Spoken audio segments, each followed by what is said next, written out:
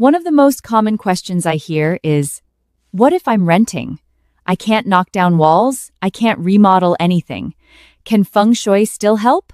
The answer is absolutely yes. One of the biggest Feng Shui mistakes renters make is assuming they have no control. But Feng Shui isn't about owning a home. It's about improving the environment you live in. And there are plenty of things you can change. Start with the entrance.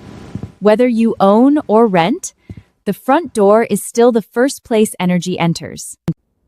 Remove clutter. Organize shoes. Keep the area clean and welcoming. Small improvements at the entrance can change the feeling of the entire home.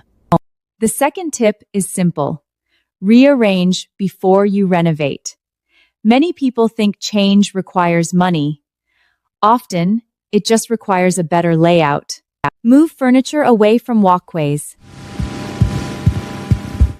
Improve the flow of the room. Create more open space. Sometimes a small adjustment creates a surprisingly big difference.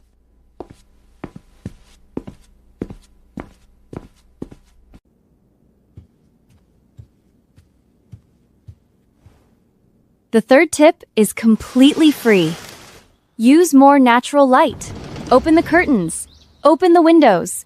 Let fresh air move through the space. These simple habits instantly improve how a room feels. Good Feng Shui isn't about expensive renovations, it's about making better use of what you already have. And renters can absolutely do that. Now that we've covered the basics of home Feng Shui, let's talk about something everyone cares about: money.